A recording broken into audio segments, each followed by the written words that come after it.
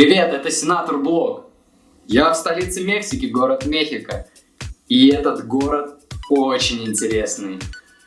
Очень разные впечатления вызывает. Сначала он заставлял собой восхищаться.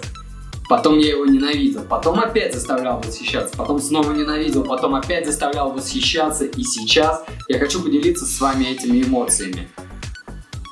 А вы поставьте лайк. Сьюдад-де-Мехико.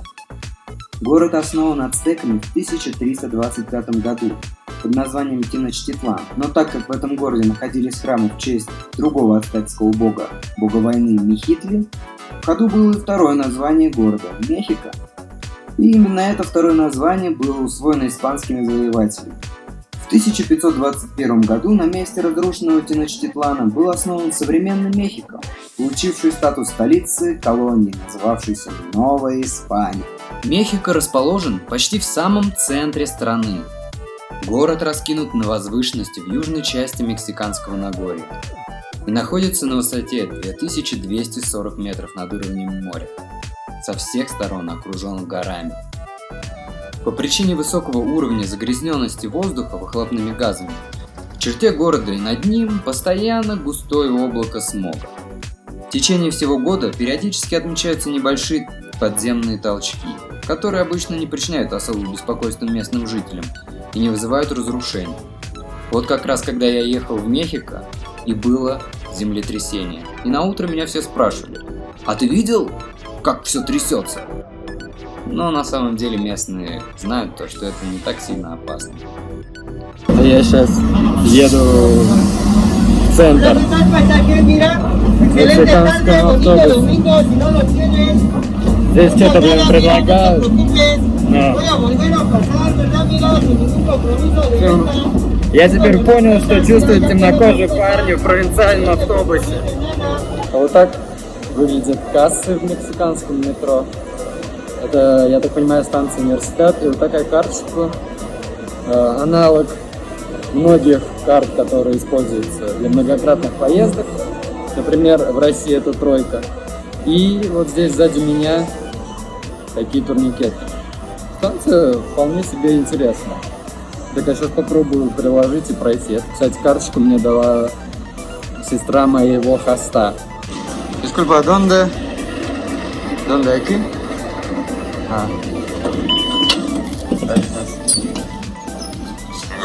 Все, мы протиснулись, карточка работает, я иду. Так, здесь везде все просто. Мне кажется, нужно просто идти за людьми, и тогда попадешь в метро. Все люди в разных местах. Ну вон, Railway. И сейчас пойдем. Нужно только посмотреть, в какую сторону мне отсюда ехать. Основным общественным транспортом в Мехико является метрополитен, самый протяженный в Латинской Америке. В центре он проходит под землей, а на окраинах выходит на поверхность. И его ежедневно посещает 4 миллиона человек. Вот так вот отображается здесь станция. Станция Виноград, станция Коня, станция Льва, Креста, Пушки, Мужика. А вот это моя станция. Станция Головы, смотрящей налево. Еду по третьей линии. А вагон вот так выглядит. По мне так немного узковато. И сиденья расположены вот так вот. Климат в Мехико ровный и непеременчивый. Хоть тут и фиксировали морозы, температура тут никогда не опускалась меньше 4 градусов. Минуса 4 градусов. И не поднималась выше 34. А средняя годовая отметка все время 13-19 градусов. Так что если нравится непеременчивая погода, Мехико вам понравится. Моя станция оказалась закрыта, пришлось. И чтобы это понять, мне пришлось проехать туда и обратно, 2 раза. Вышел на одну раньше, типа. И сейчас пойду пешком. Чтобы понять. Просто идти за всеми, и все будет понятно. Но с июня по сентябрь, как раз в то время, когда я сюда приехал, сезон дождей. И погода прохладная.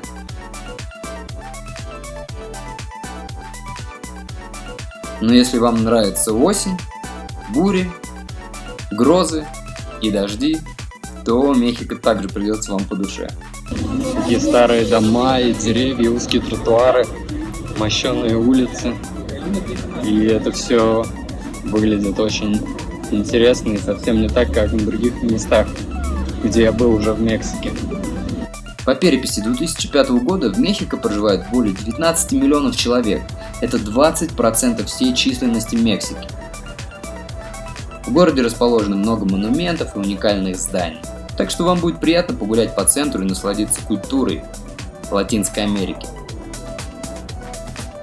Между прочим, монументов здесь около 1500 и еще 10 археологических парков. Большинство жителей Мехико метисы, люди смешанного европейского происхождения и коренного населения. Хотя относительно метисов коренное население Мексики всего лишь 1%.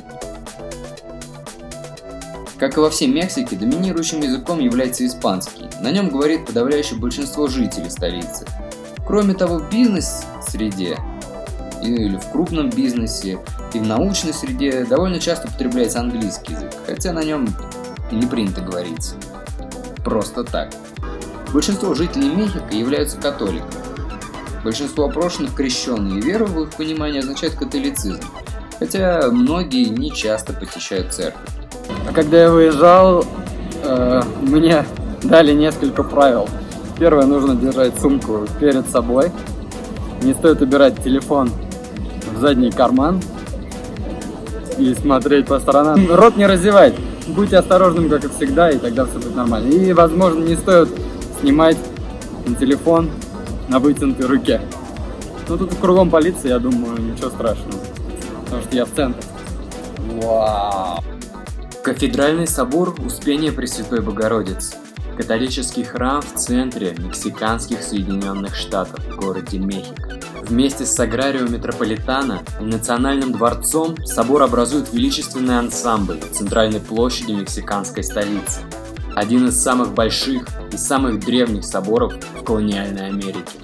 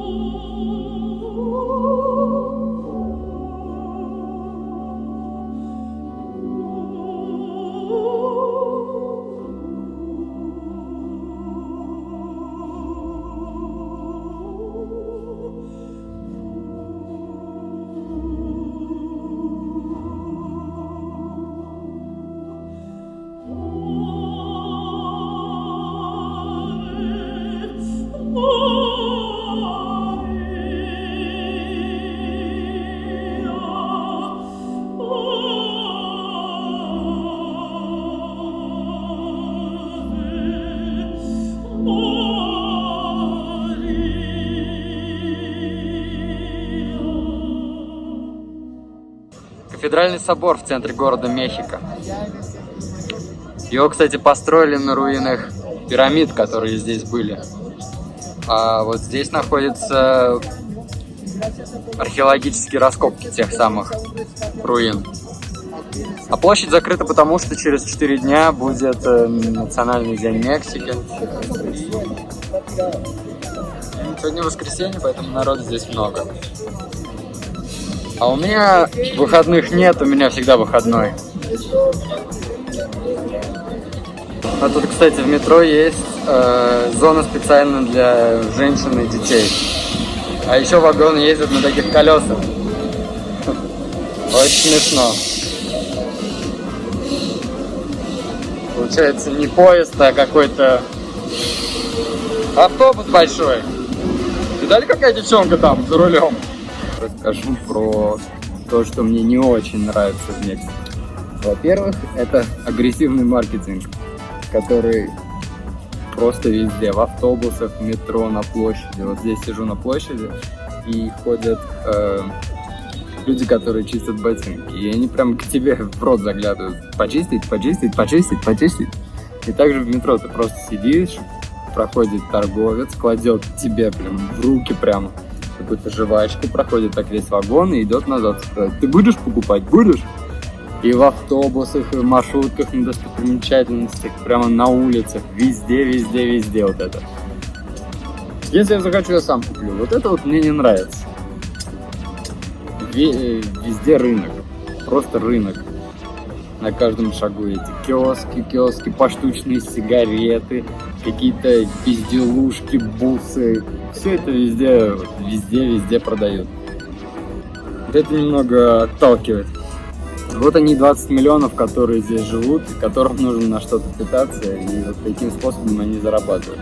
Перенаселенность Мехико создает проблему гигантских автомобильных пробок на автомагистралях. Для решения проблемы загрязненности власти строят дороги и дорожные развязки. Странное решение, но есть и успешные подходы. Например, в Мехико все автомобили старше 8 лет не разрешено эксплуатировать один день в неделю и одну субботу в месяц. То есть один день в неделю вы на машине не ездите и еще одну субботу. Как вам такой метод борьбы с пробками, автолюбители? Еще мне не нравится устройство городской среды. Во-первых, тут не везде есть светофоры для пешеходов. И ты не знаешь, когда тебе нужно идти, когда тебе можно идти. Да, конечно, можно говорить о том, что полиция закрывает глаза, если ты переходишь в неположенном месте или что-то такое. Но все равно хотелось бы какого-то регулирования. Вот это отталкивает. Также плохие дороги, плохой транспорт. Вот, может быть, в центре еще можно доехать на метро, и метро почти в каждом блоке здесь есть станции.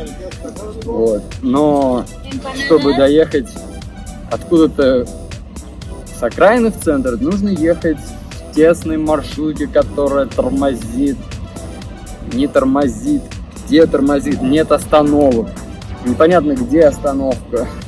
Ну, вот, может быть, местные понимают, но как для туриста это такое себе, ты не разберешься, в общем. Без 50 грамм, где остановка. Заправились на 200.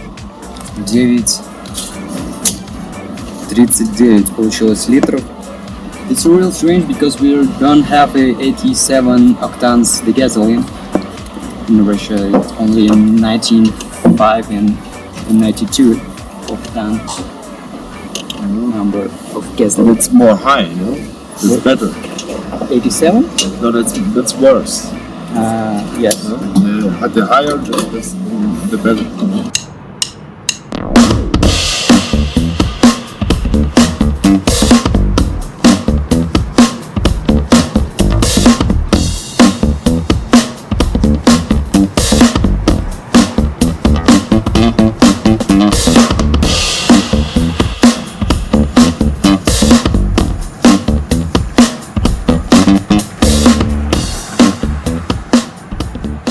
В общем, мы доехали до того места, куда обещали отвезти меня хосты. Сейчас оставили тачку на платной парковке. Это Аура, хост, который меня приютил, ее муж Алекс и их прекрасный ребенок. Вот. So Aura, where we are going? We're going to Los Pinos. It's the name of the place, and this is so to speak, the White House of Mexico. So before, it's already 3 or 4 years, I'm not sure. I think 2017. I need to check that. But before that, before the last president, the actual president of Mexico was in power, all the other presidents were living there, and no one could get in the house. It was private, as anyone can go, like in the White House. I don't know, I think some important people can get in the White House, but not every citizen just like that, right? But the actual president, which name is Andrés Manuel López Obrador, he decided to open the Mexican White House, Los Pinos, and turn it into a cultural complex. That's interesting. Yeah, so he decided because he has an austerity government, which means he tried to save money as much as possible in certain things. He decided, I'm not going to live a life of luxurious life. No, una vida de lujo. And then he said, I'm not living there. He's living somewhere else. Not less luxury, but well, he's just not living there. And he make it practically like a museum. And now every Mexican, I mean every person can get in, visit the house, see how it was, see how every president before has lived. And there's also cultural things there, maybe like cinema, maybe you can go and watch a film. Like the museum. Or maybe And there are concerts. I think the many tourists can go into there and watch it. I think it's good for tourism, Mexican tourism. Yes, it is. Это его собственный дом, потому что этот президент сказал, я не хочу жить в других домах, в которых жили другие президенты, я хочу свой собственный. И он построил свой собственный дом. И вот теперь в его доме музей. Это Хрущев. А это президент, премьер-министр посетил Кремль и встретился с Хрущевым. А тут он уже с Фиделем Кастро. А здесь он с китайским президентом. А вот это валюты, которые ходили в Мексике. Ничего не напоминает? Выглядит прямо как американский доллар, только не такие зеленые. Я хочу сказать, что музей очень популярный, очень много людей. Сегодня суббота, и многие пришли посмотреть. Сделано все очень классно для людей с ограниченными возможностями. Есть места, где можно прослушать информацию о чем-то и посмотреть запись тех или иных разговоров прошлых лет. И меня очень радует то, что люди любят своего президента и чтят его историю. Может быть, не все любят, но то, что открыли музей президенту, это интересно. Который правил в 30-х, 40-х. Не знаю, пользовался ли популярностью бы у нас такой музей, открытый, например, Сталину или Хрущеву. Напишите свои мысли в комментариях. И вот здесь встретил старого знакомого. Вот он.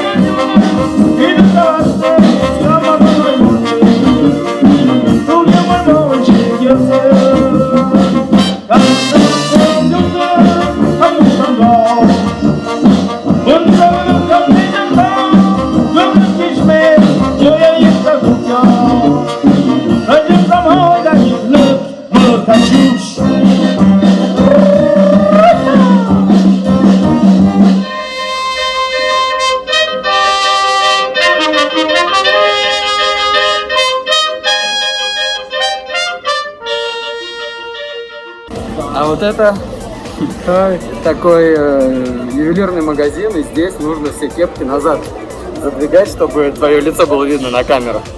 А вот что я вам говорил про торговлю всем и везде.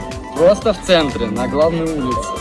Здесь вот такая вот вещь. И там вот узкий проходик по улице, на котором торгуют, и даже на проезжей части торгуют. И везде все всем торгуют. И вот эти ребята с музыкой, которые постоянно выпрашивают деньги, деньги, деньги, деньги.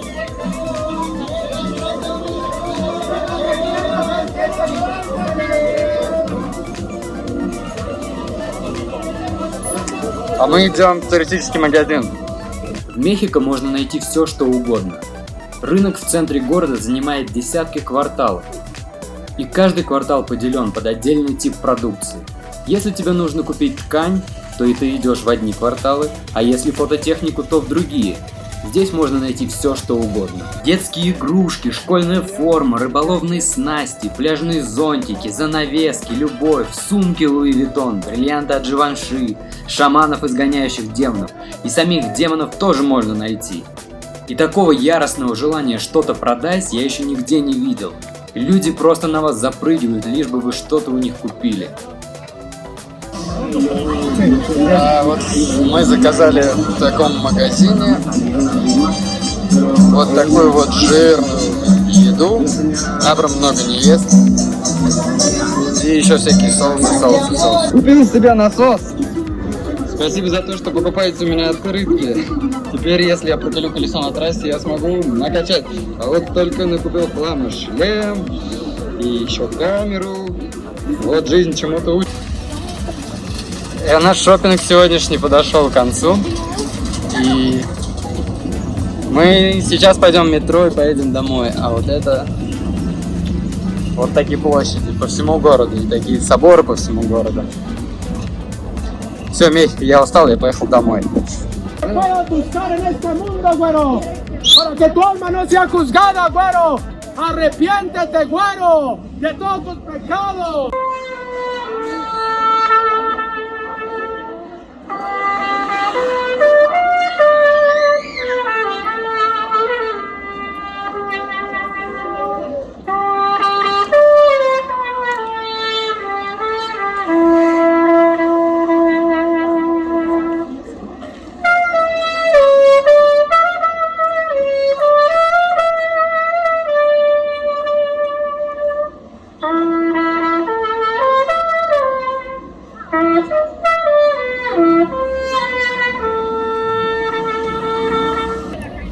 Если честно, центр очень интересный, но очень людный. Конечно, Мексика — это ее столица. Столица Мексики, Мехико. Это очень большой мегаполис, очень большой, даже больше, чем Москва, и людей здесь просто тьма. Но если вы живете в джунглях и после этого хотите выехать куда-то и посмотреть на людей, это самое отличное место для этого. И весь исторический центр очень разнообразен в плане архитектуры, построек, архитектурных решений. Здесь можно встретить вот такое вот историческое здание, вот такое вот модерновое и даже вот такое вот. Поэтому очень интересно и очень насыщенно. И можно очень много чего увидеть. Поэтому если будете в столице Мехико, вы должны прогуляться и посмотреть на разные достопримечательности. А с вами был Сенатор Блог. Пока.